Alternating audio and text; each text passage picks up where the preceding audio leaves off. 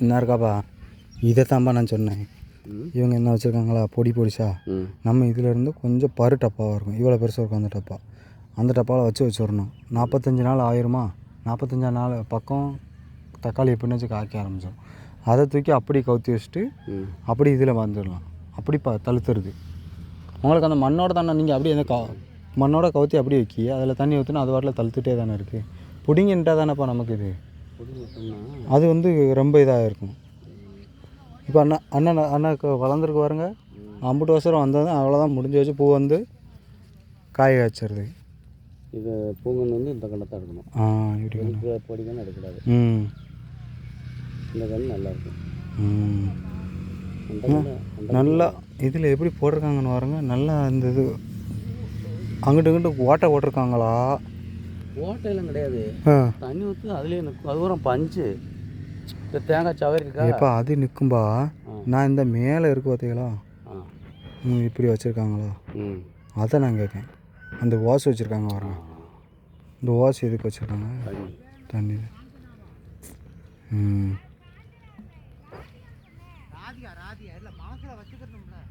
ராதிகா காய்ச்சல் நல்லா போட்டிருக்காங்க. சொந்த இடம்னா எனக்கு வந்து முருங்கை போட்டலாம். இது அவங்க சொந்த இடமா? சொல்லுங்களா? ஆமாம் ஆமாம், அதைத்தான் சொல்லுவேன் நான், அதைத்தான் சொல்லுவேன். அதுதான் இப்போ நம்ம முருங்கை போட்டோம்னு வச்சுக்கோங்களேன், ஒரு இடத்துல போட்டோம்னு நினச்சிக்குவோம், உடனே காய் காய்க்கு அந்த அன்றைக்கி இந்த கண்ணை வாங்கிக்கிறோம் அப்படின்னு சொல்லி வாங்கிக்கிறோம். அப்போ நம்ம என்ன செய்ய முடியும்?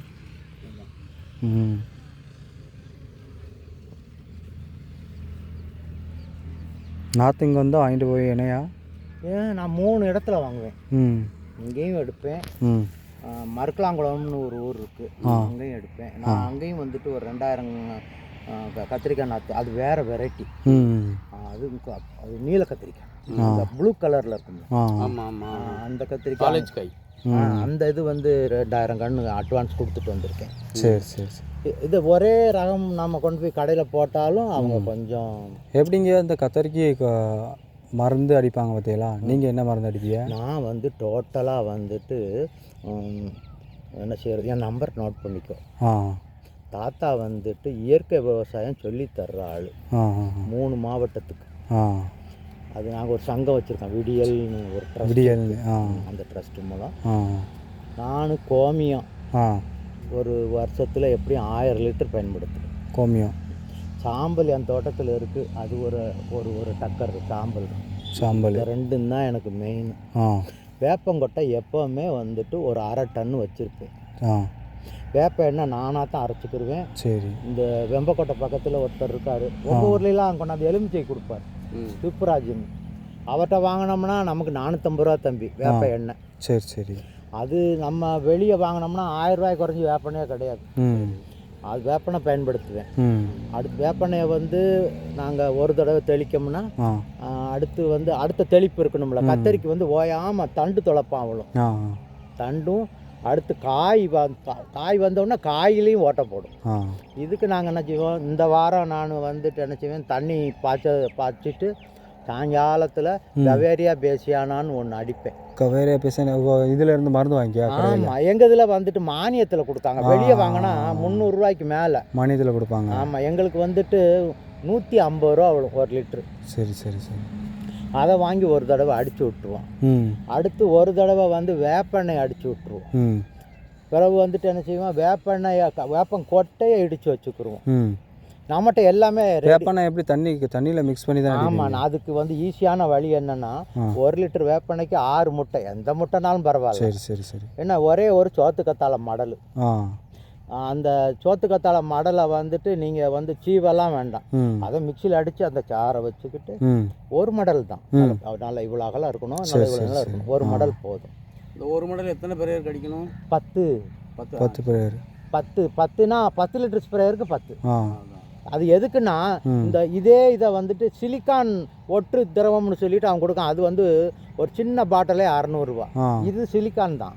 இது வந்து நல்ல பரவும், செடியில் நல்லா பரவிக்கிறோம், ஒளிச்சேர்க்கைக்கும் இது இடைஞ்சல் பண்ணாது.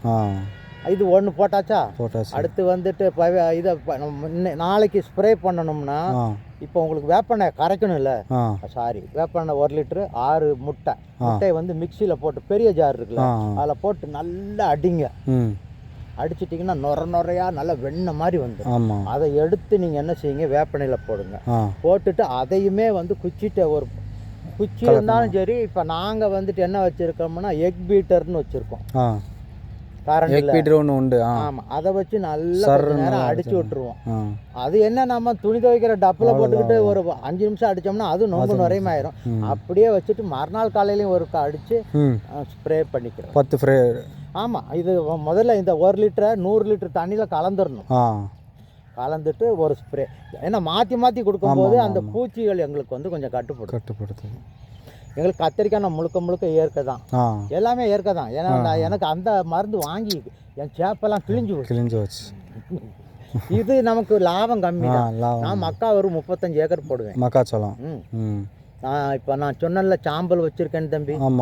சாம்பலில் வந்து என்ன செய்வேன், 40 ஒரு களை எடுத்துட்டு 40 நாள் வந்துட்டு ஃபுல்லாக தூத்தி விட்டுரு. அது அந்த குருத்துக்குள்ளேயும் போகும். அங்கே போய் அந்த படைப்புழு வந்துட்டு முட்டை வச்சு வெளியே வர்றதுக்கு முடியாது. நான் சாம்பலை தூத்தி விட்ட 10ஆவது நாள் வந்துட்டு BTன்னு ஒரு மருந்து அடிப்பேன், பேசிலஸ் துரிஞ்சியான்சிஸ். மருந்து கடையில் இருக்குமோ? ஆமாம், அது எங்களுக்கு மானியத்தில் கொடுக்குறாங்க. நாங்கள் வாங்குறதுக்கு இங்கே வாங்க இங்கே இருக்கு. போன் போட்டால் கொடுப்பீங்களா? எங்கள் சங்கத்துக்கு வந்துருங்க. இங்கே வந்தீங்கன்னா எங்கள் சங்கத்தில் எவ்வளோ நாள் வாங்கிக்கலாம். இல்லை, கழுவுமலை. அது இந்த ஒருத்தர் வாராரு, அவர்கிட்ட கூட நாங்கள் வந்துட்டு நீங்கள் பஸ்ஸில் வாங்குறதா இருந்தா அந்த இருங்க, ஒரு ராக்கெட் விஞ்ஞானி உங்கள் ஊரில் இருக்காங்க, உங்களுக்கு தெரியாது, எனக்கு தெரியும். அந்த இப்போ வந்து டிராம்பேல இருக்காங்க. அப்படியா? ஆமாம், அவங்களுக்கு எலுமிச்சந்தோப்பெல்லாம் இருக்குது. அவங்களுக்கு எங்கள் ஊரில் இருந்து தான் மருந்து போகுது. சரி. அது வந்து அவங்க அங்கே வந்து சொல்லி வாங்கிட்டு போகிறாங்க. ஒரு வேலைக்காரர் தான் வராங்க. ஏன்னா இப்போ என்ன செய்யணும், இந்த BTன்னு ஒன்று அடிப்போம். ஆமாம், வேப்பெண்ணெய் அடித்து முடிச்சாச்சா, சாரி சாம்பலை தூத்தியாச்சு மக்காச்சோளத்துக்கு. சரி. அடுத்து BT அடிப்போம், பேசிலஸ் துரிஞ்சியான்சிஸ். அது வந்து அந்த இலையை அந்த எந்த பூச்சியாச்சில் வந்து கடிச்சதுன்னு வைங்க, சாப்பிட்டோம் 3 நாள் கழிச்சு கீழே கிடக்கும். அது நாங்கள் வந்துட்டு குருவி பறக்கிட்டு போயிடும். அந்த படைப்புழு இல்லாமல் கொண்டாந்துருவோம். ஈல்டு மட்டும் உங்களுக்கு எவ்வளோ வருதோ அதை விட எனக்கு வேணால் கொஞ்சம் குறையும். எனக்கு 20லேருந்து 25 குண்டால் கிடைக்கும் ஒரு ஏக்கருக்கு. நீங்கள் வேணால் நல்ல உரங்கரம் போட்டு 30 குண்டால் கூட எடுப்பீங்க. மாட்டுச்சாணி தான் நம்ம போடுறது. நாங்கள் வந்து மாட்டுச்சாணி தான், ஆனால் ஒரு தண்ணிக்கு 20 கிலோ. ஒரு தண்ணிக்கு 20 கிலோ. ஆமாம், அது இவ்வளோ பெரிய ட்ரம், 200 லிட்டர் ட்ரம்மில் சாணி. 6 மரக்க ஓப்பாட்டுக்கு 6 நட குப்பை அடிச்சிட்டு சாணி களை வருதுன்னு தான் நாங்கள் எங்களுக்கு களை எடுக்க மிளகான்னு இப்படி இருக்கு, பிடுங்கட்டுமா? உங்களுக்கு உப்பு தண்ணின்னு சொல்றீங்களா? பிடுங்கு தாயி, இது என்ன மிளகான்னு மட்டும் என்கிட்ட சொல்லி. அதே மிளகா தான் இப்போ பிடுங்க. அது என்ன மிளகான்னு சொல்லலையே. மிளகா. சரி போடுங்க. வாழ்க வளமுட. நல்லா இருமா. ஏன் இருக்கட்டும்ப்பா, பேர் நம்ம தானே வைக்கணும். கொத்த மிளகான்னு சொன்னா முடிஞ்சு போச்சு. அதுக்கு பேர் புல்லட்டா? சொல்லுங்க. அது வாட்டுக்கு நான் ஹீரோ ஹோண்டான்னு சொல்லிட்டு இருக்கேன். நான் பேர் வைக்கணும்ல. அங்க எங்க கடைக்காரன் போற MBBS படிச்சிருக்கான், பூரா வந்து திருட்டு பைக்கில் போய் சைனா கலந்தே கொடுத்தாய். காய்க்கிறத பார்த்துக்கிறோமே, அது ஆலமரமா அரச மரமா அத்தி மரமா என்னன்னு பார்த்துக்கிறோமே பிறகு.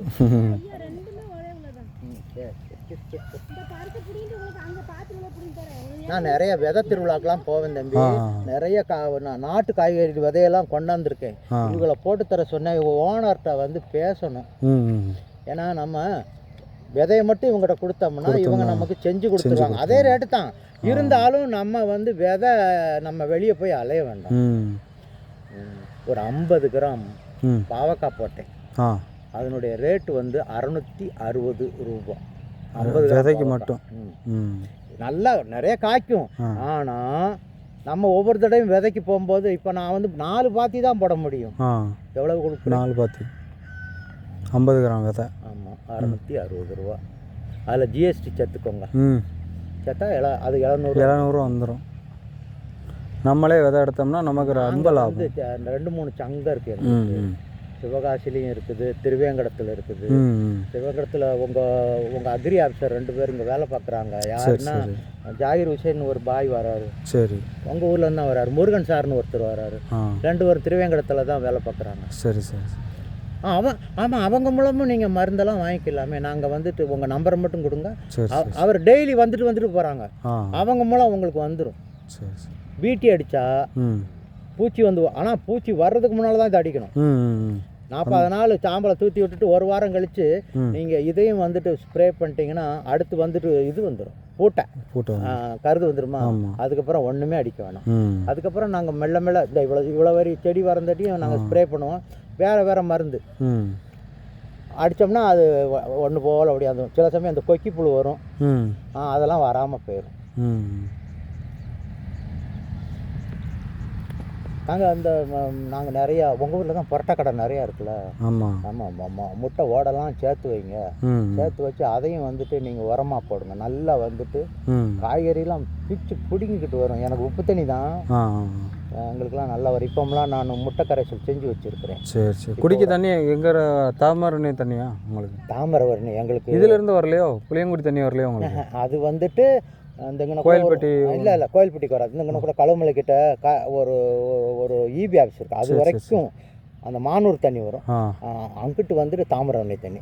தாமிரவரணி தண்ணி கொஞ்சம் இனிப்பு கம்மியாக இருக்கும். இது கொஞ்சம் நல்லா இருக்கும்.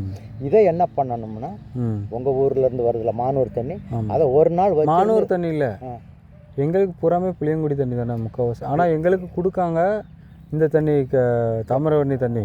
எங்களுக்கு மானூர்னு சொல்லிட்டு அதுவும் தாமிரவரணி தண்ணி தான்.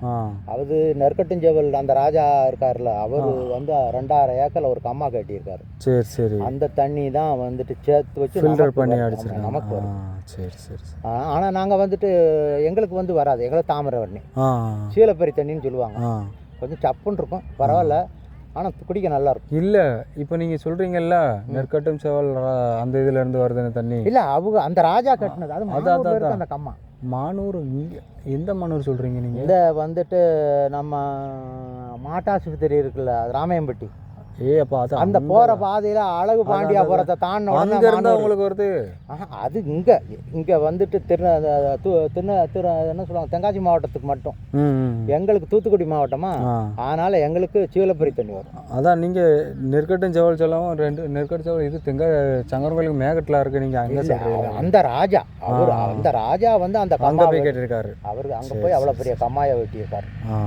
ஆனால் அந்த கம்மாயை யாருமே பராமரிக்கலை. பூரா நீங்கள் 10 ஏக்கர், நான் 10 ஏக்கர் பிளாட்டு போட்டு வச்சாச்சு.